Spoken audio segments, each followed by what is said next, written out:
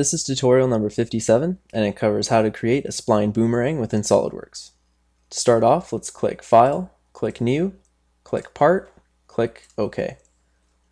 Now what we're going to be doing in this tutorial is we're going to use the Spline tool to make a sketch. So let's click Sketch, click Spline, click Front, and we can sketch out a boomerang.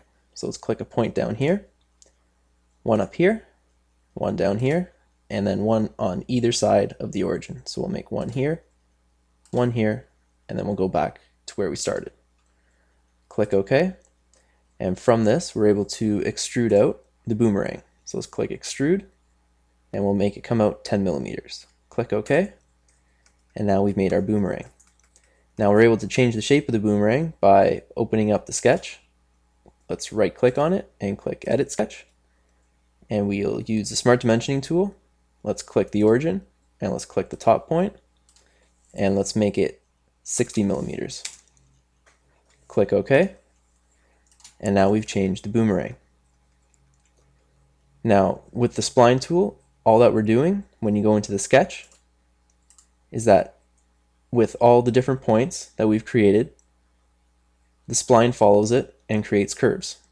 So in this sketch we only have 5 points. Now if we want to make another sketch using the Spline tool, let's click it.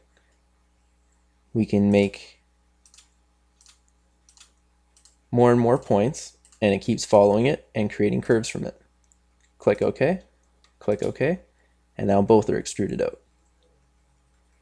And we're always able to go back into the sketch, right click on it, click Edit Sketch, and we're able to Smart Dimension all the points to one another. So let's make this 180 millimeters.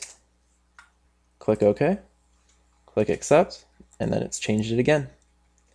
And that concludes our tutorial on the Spline Boomerang.